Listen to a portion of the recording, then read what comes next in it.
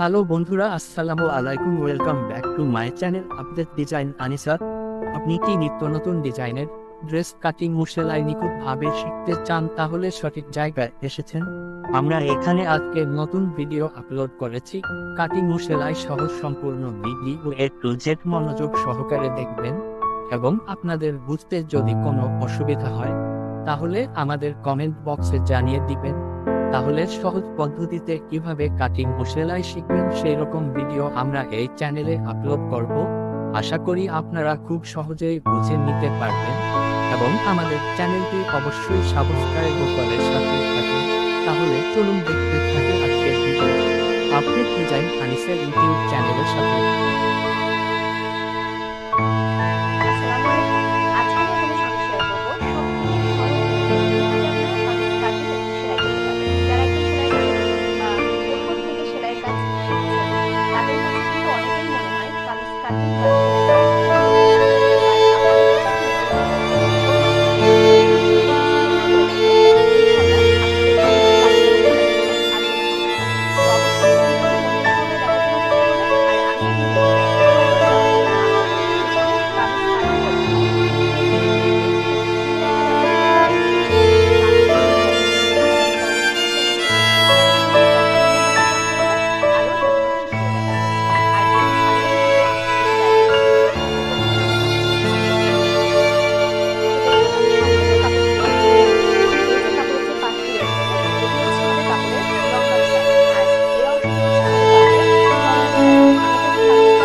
প্রথম থেকে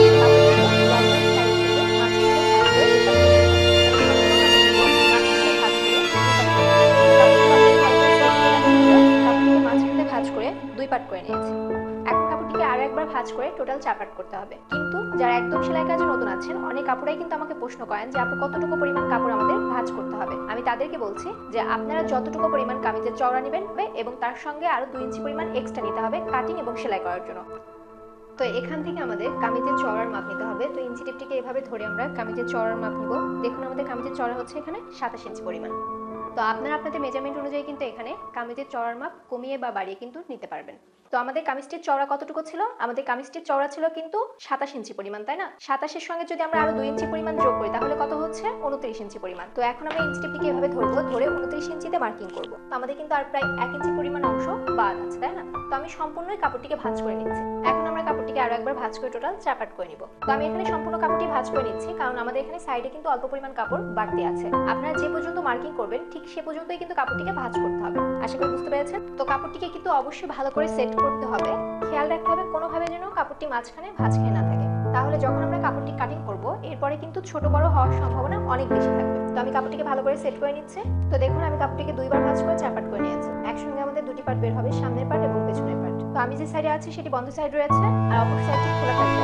সবসময় মনে রাখতে হবে বন্ধ সাইড থেকে আমাদের মেজারমেন্ট শুরু করতে হবে, আর খোলা সাইড থেকে আমাদের কাটিং করতে হবে। তো প্রথমে আমরা হাফ ইঞ্চি পরিমাণ কাপড় ওপর থেকে মার্কিং করে নেব, কারণ আমাদের কিছুটা কাপড় বাঁকা আছে। তো এইভাবে স্টেপ দাগ কাটতে হবে। তো সবার প্রথমে আমাদের লম্বা মাপ নিতে হবে। তো ইঞ্চি টেপটিকে এভাবে ধরে আমরা জামার লম্বা নিয়ে নেব। তো দেখুন আমাদের এখানে জামার লম্বা হচ্ছে 44.5 ইঞ্চি পরিমাণ।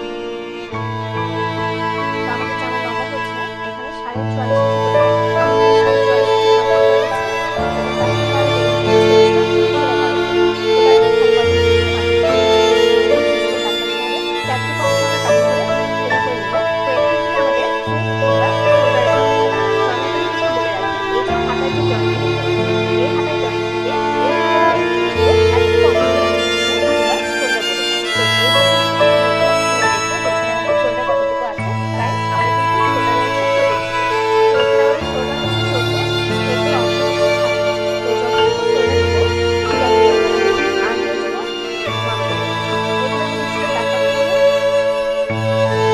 তো আর্মের নিচ থেকে আমরা ঠিক যতটুকু নিব, এখান থেকে স্টেপটিকে আমরা এভাবে ধরবো, ধরে দেখবো যে কতটুকু আছে। দেখুন আমাদের এখানে 2.5 ইঞ্চি পরিমাণ আছে, তাই না? তো 2.5 গুণিত এই ডাবল কতটুকু হচ্ছে?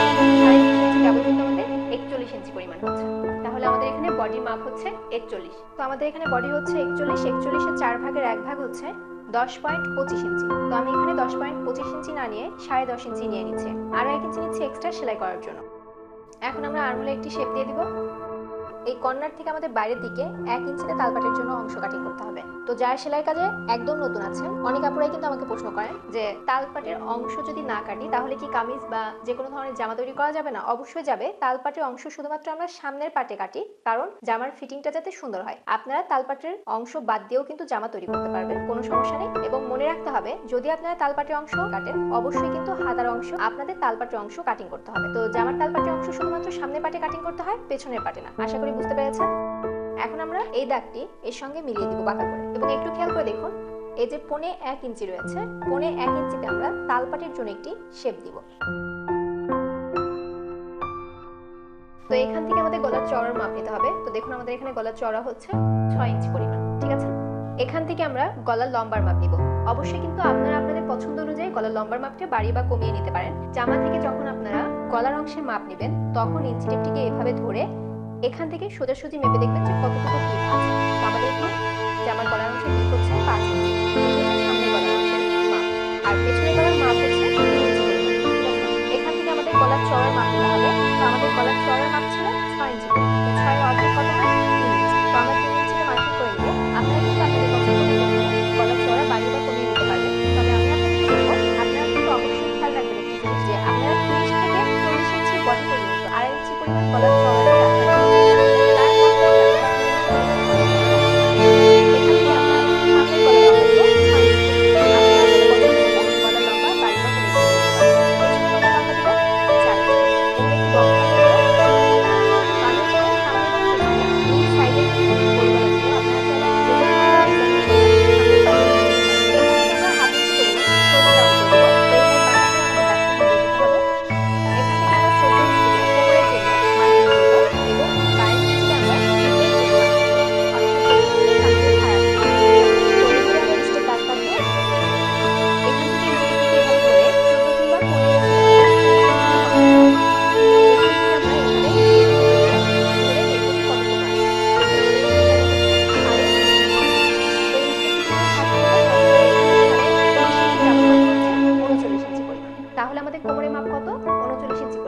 আমাদের কোমর হচ্ছে এখানে 39, 39 এর 4 ভাগের 1 ভাগ হচ্ছে 9.75 ইঞ্চি। তো আমি এখানে 9.75 অর্থাৎ 10.5 ইঞ্চি পরিমাণ, ঠিক আছে। তো আমি এখানে 10.5 ইঞ্চিতে মার্কিং করে নিচ্ছি, এবং আরো 1 ইঞ্চি নিচ্ছি এক্সট্রা সেলাই করার জন্য। এখান থেকে ইঞ্চি টিপটিকে ধরে আমরা কামিজের ফাড়ার মাপটি নিব। তো আপনারা চাইলে কিন্তু 22, 23, 24 কিংবা এর থেকে বেশি পরিমাণেও কিন্তু কামিজের ফাড়ার মাপটি কিন্তু নিতে পারেন। তো আমি আপনাদেরকে রিকমেন্ড করব 22 কিংবা 23 ইঞ্চির মধ্যে রাখার জন্য। আর 22 এর যদি কম দেন তাহলে কিন্তু দেখতে ভালো লাগবে না। তো এখানে দেখুন একটু খেয়াল করে, এই জামাটির যে কামিজের ফাড়া রয়েছে সেটি কিন্তু প্রায় 25 ইঞ্চিতে আছে। আপনারা চাইলে কামিজের ফাড়ার পরিমাণটা কমিয়ে বা বাড়িয়ে নিতে পারেন, সেটি টোটালি আপনাদের উপরে ডিপেন্ড করে। তো আমি যেহেতু কামিজের ফাড়া দিব 22 ইঞ্চিতে, এখান থেকে ধরে আমাদের হিপের মাপ নিতে হবে। তো ইঞ্চি টেপটিকে এভাবে ধরবো, ধরে দেখবো যে কতটুকু আছে। আমাদের এখানে হিপ হচ্ছে 22.5 ইঞ্চি পরিমাণ। তো 22.5 ইঞ্চি ডাবল কত হচ্ছে দেখুন, প্রায় 45 ইঞ্চি পরিমাণ। এখানে আমাদের হিপ হচ্ছে 45 ইঞ্চি। তো 45 এর 4 ভাগের 1 ভাগ হচ্ছে 11.25। তো আমি এখানে 11.5 ইঞ্চিতে মার্কিং করে নিচ্ছি, এবং তার সঙ্গে আরো 1 ইঞ্চি নিচ্ছি এক্সট্রা সেলাই করার জন্য। বডি, কোমর এবং হিপ তিনটি জায়গাতে কিন্তু আপনাদের নিজেদের বডির মেজারমেন্ট অনুযায়ী এখানে মার্কিং গুলো করে নেবেন। তো এখান থেকে আমাদের কামিজের চওড়ার মাপ নিতে হবে। তো ইঞ্চি থেকে এভাবে ধরে আমরা কামিজের চওড়ার মাপ নিব। দেখুন আমাদের কামিজের চওড়া হচ্ছে 7 ইঞ্চি পরিমাণ। তো আপনারা আপনাদের মেজারমেন্ট অনুযায়ী এখানে কামিজের চওড়ার মাপ কমিয়ে বা বাড়িয়ে কিন্তু নিতে পারেন। তো এখান থেকে আমরা কামিজের চওড়ার মাপ নিব। তো আমাদের কামিজের চওড়া হচ্ছে 27, 27 এর অর্ধেক মাপ এখানে নিতে হবে। তো 27 এর অর্ধেক কত হয়? 4.5 ইঞ্চি। তো আমি 4.5 ইঞ্চিতে মার্কিং করে নিয়েছি, এবং আরো 1 ইঞ্চি নিচ্ছি এক্সট্রা সেলাই করার জন্য। তার একটা কথা বলি, বডি, কোমর এবং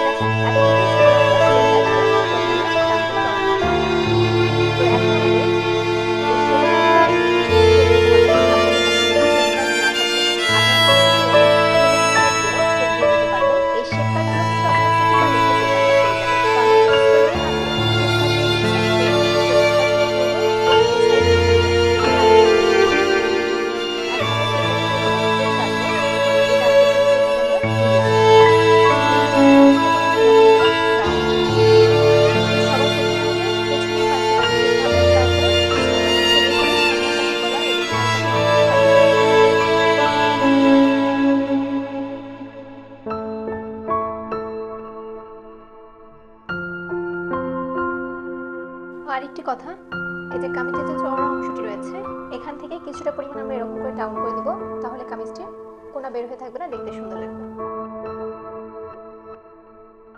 তো কাপড়টিকে এখন আমরা পেছনের পাটটিকে এরকম করে সরিয়ে রাখবো, সরিয়ে রেখে সামনের পাটের গলা এবং তালপাটের অংশ কাটিং করবো। তবে তার আগে কাপড়টিকে অবশ্যই ভালো করে সেট করে রাখতে হবে। কাপড়টিকে আবারও আমরা ভালো করে সেট করে নিব। এখন আমরা কোমর, বডি এবং হিপের অংশে ছোট ছোট কিছু কাট বসিয়ে দিব সেলাই করার সুবিধার জন্য। অতিরিক্ত যে কাপড়টুকু ছিল সেই কাপড়টুকু দিয়ে এখন আমরা হাতার অংশটি কাটিং করব। আর এর জন্য দেখুন কাপড়টি কিন্তু দুইবার ভাঁজ করে চাপাট করা আছে, একসঙ্গে আমাদের দুটি হাতা বের হবে। এখন আমরা হাতার লম্বার মাপটি নিব।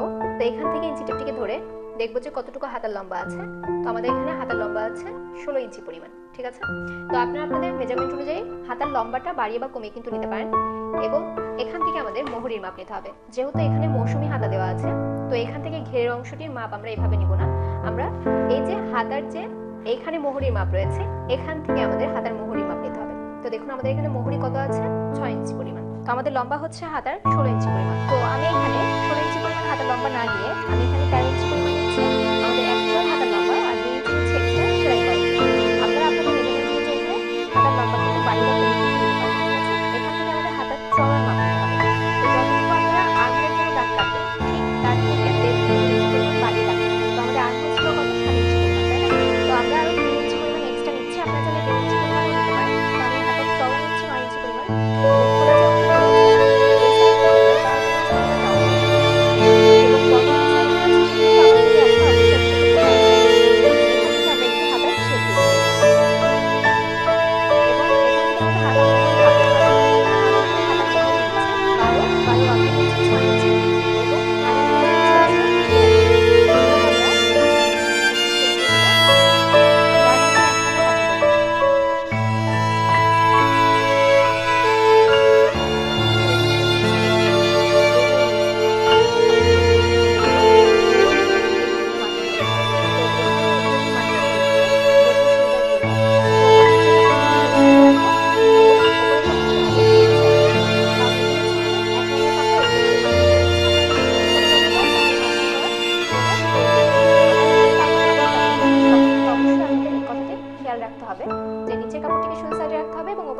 উল্টো সাইডে রাখতে হবে। তো যে কোনো এক সাইড থেকে আপনারা চাইলে কিন্তু তালপাটের অংশ কাটিং করতে পারেন, কোনো সমস্যা নেই। এখান থেকে আমরা 1.5 ইঞ্চিতে তালপাটের জন্য মার্কিং করে নিচ্ছি এবং এখান থেকে আমরা এভাবে একটি শেপ দিব এবং দাগ অনুযায়ী কাটিং করে দিব। তো আমাদের হাতা তালপাটের অংশ কাটিং করা কমপ্লিট। তো এখন আমরা গলার পট্টি অংশটি কাটিং করব।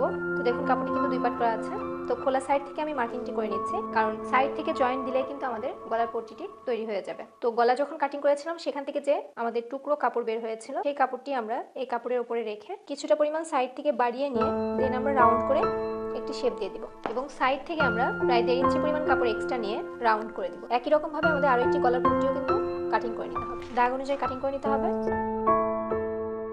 তো প্রথমে আমরা গলার পট্টির কাপড়টিকে সেলাই করে নিব। আপনারা চাইলে এখানে কাপড় ব্যবহার না করে বক্রমও কিন্তু অ্যাটাচ করতে পারেন।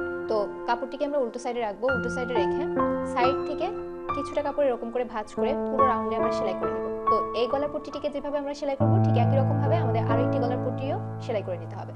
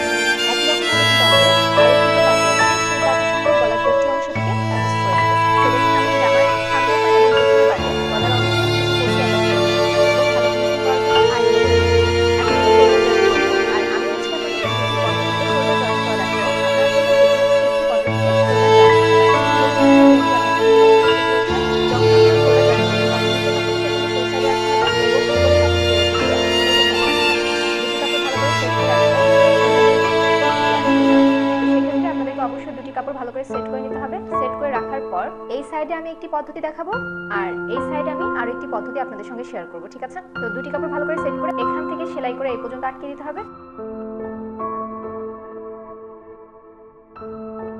এখন আমরা আরো একটি পদ্ধতিতে শোল্ডারটি সেলাই করব, আর সেটি হচ্ছে এই যে নিচের যে কাপড় রয়েছে, নিচের কাপড়টিকে আমরা দেখুন গলার যে পট্টির কাপড় রয়েছে সেই কাপড়টিকে এইভাবে মেলে নিব, ঠিক আছে? তো এভাবে মেলে রাখার পর দেন ওপরে গলার পট্টির কাপড়টিকে এই যে আমাদের জয়েন্টের যে অংশ রয়েছে তার পাশে রাখবো, ঠিক এইভাবে, ঠিক আছে? এবং দুটি কাপড় এইভাবে মুড়িয়ে ধরে দেন সাইড থেকে আরেকটি সেলাই বসিয়ে দিব।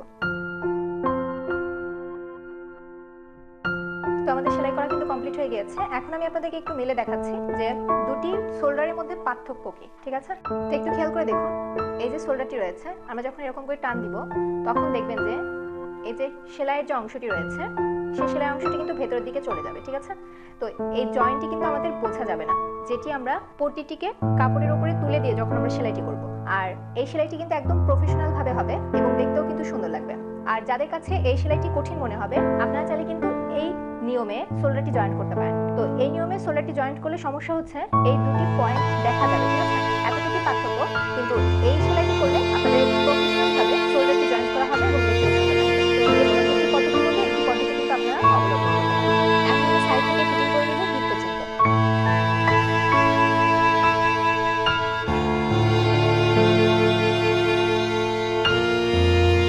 হিপের যে মার্কিংটি করা ছিল সেই পর্যন্ত কিন্তু আমাদের সেলাই করতে হবে। দেন সুই থেকে কাপড়ের মধ্যে রেখে আমরা এভাবে কাপড়টি ঘুরিয়ে দেব এবং এরপরে আরেকটি ডাবল সেলাই দিয়ে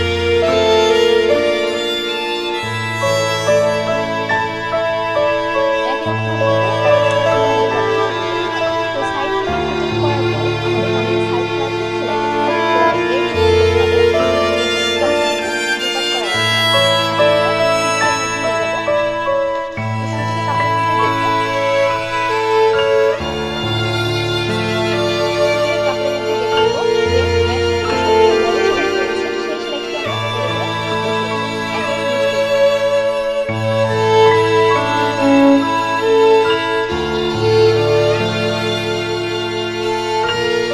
দেখুন আমাদের এই সেলাইটি করা কমপ্লিট হয়ে গেছে একদম নিচ পর্যন্ত। এখন আমরা কি করব, কাপড়টি এরকম করে নিব। তো আপনাদের কিন্তু একটি সাইড আগে আপনাদের কিন্তু এক সাইড থেকে কামিজের সাইড ফাড়া সেলাই করতে হবে, তারপর এক সাইড কমপ্লিট হয়ে গেলে দেন অপর সাইডের কামিজের সাইড ফাড়া সেলাই করতে হবে। তো কাপড়টিকে এরকম করে মেলে নিয়েছি, মেলে নেওয়ার পর দুই সাইডের যে কাপড়টি রয়েছে সেই কাপড়টিকে এরকম করে মেলে নিব, ঠিক আছে? একটু নখ দিয়ে এরকম করে ঘষে নিব, তাহলে আমাদের ফিনিশিংটি ভালো আসবে।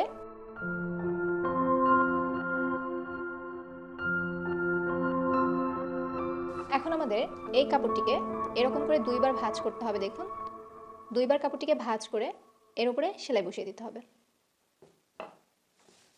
আর এখন কিন্তু নর্মাল যে সেলাইগুলো আমরা জামার উপরে দিয়ে থাকি সেই সেলাইটি বসিয়ে দিতে হবে। এইভাবে কাপড়টিকে দুইবার ভাঁজ করতে হবে, তারপর এর উপরে সেলাই বসিয়ে দিতে হবে।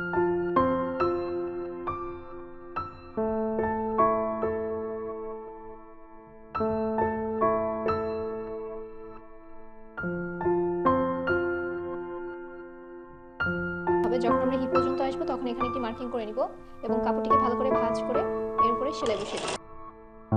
তো হিপের যে অংশটি রয়েছে সেখান থেকে প্রায় 1/2 ইঞ্চি পরিমাণ সেলাই আমাদের বেশি করতে হবে, ঠিক আছে? এবং কাপড়টিকে এখন আমরা এরকম করে ঘুরিয়ে নিব। ঘুরিয়ে নিয়ে এই সাইড থেকেও কাপড়টিকে দুইবার এরকম করে ভাঁজ করে এর উপরে সেলাই বসিয়ে দেব। তো একটু খেয়াল করে দেখুন আমাদের কিন্তু সুইটি কাপড়ের মধ্যে আছে, ঠিক আছে? কাপড়ের মধ্যে সুইটিকে রেখে দিয়ে তারপরে কাপড়টিকে ঘোরাতে হবে। দেন এর উপরে আমরা সেলাইটি বসিয়ে দিচ্ছি। এখানেও আমরা সুইটিকে কাপড়ের মধ্যে রেখে তারপর কাপড়টিকে এরকম করে ঘুরিয়ে নিব এবং একই রকম ভাবে এই সাইড থেকে কাপড়টিকে ভাঁজ করে এর উপরে সেলাই বসিয়ে দেব।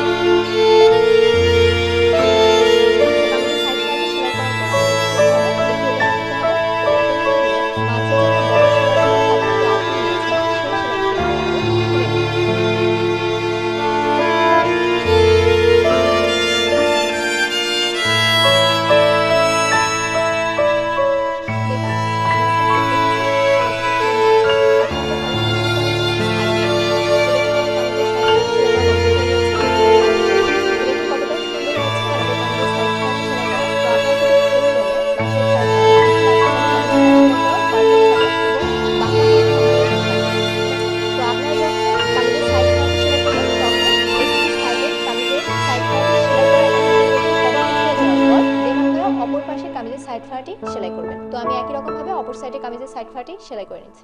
আপনারা চাইলে কামিজের সাইডে কিন্তু আরো একটি সেলাই বসিয়ে দিতে পারেন। আমি এখানে একটি সেলাই দিচ্ছি। তো দুটি সাইডে কামিজের সাইড ফাটি সেলাই করার পর আমাদের কামিজের চওড়ার অংশটি সেলাই করতে হবে। আর এর জন্য কাপড়টিকে উল্টো সাইডে রেখে এইভাবে দুইবার কাপড়টিকে ভাঁজ করে এর উপরে সেলাই বসিয়ে দিব।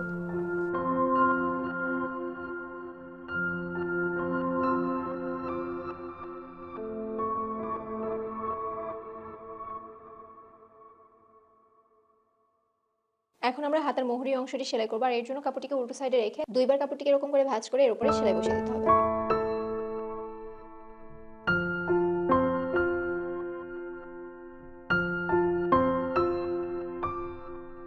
কাপড়টিকে মাঝখান দিয়ে এরকম করে উল্টো সাইডে ভাঁজ করব। ভাঁজ করার পর এখান থেকে আমাদের মোহরির মাপটি নিতে হবে। তো আমাদের এখানে মোহরি হচ্ছে 6, আমি এখানে 6 ইঞ্চিতে মার্কিং করে নিচ্ছি এবং সাইড থেকে আমরা সেলাই বসিয়ে আটকে দিব। যখন আমরা এখানে আসব তখন কামিজের আর্মহোলের যে অংশটি রয়েছে সেই অংশটিকে এভাবে হাতার সঙ্গে মিলিয়ে ধরে এখানে আমরা একটি মার্কিং করে নিব। অর্থাৎ আমাদের এই পর্যন্তই সেলাই করে আটকে দিতে হবে। হাতার কাপড়টিকে আমরা সোজা সাইডে নিয়ে আসবো, কাপড়টিকে ভালো করে সেট করে নিতে হবে। একই রকম করে কিন্তু আমাদের অপর হাতাটিও সেলাই করতে হবে। তো হাতার কাপড়টিকে আমরা সোজা সাইডে রাখবো, জামার কাপড়টিকে আমরা উল্টো সাইডে রাখবো যখন আমরা হাতাটিকে অ্যাডজাস্ট করবো, ঠিক আছে? তো আরেকটি জিনিস খেয়াল রাখবেন, যদি আপনারা জামার এবং হাতার তালপাটের অংশ কাটিং করে থাকেন তাহলে অবশ্যই এই দুটি তালপাটের অংশ আপনাদের মিলিয়ে করে কিন্তু তারপরে হাতাটিকে অ্যাডজাস্ট করতে হবে। তো আমি জামার কাপড়টিকে উল্টো সাইডে রেখেছি এবং হাতার কাপড়টিকে সোজা সাইডে রেখে জামার মধ্যে হাতাটিকে এভাবে ইনসার্ট করবো।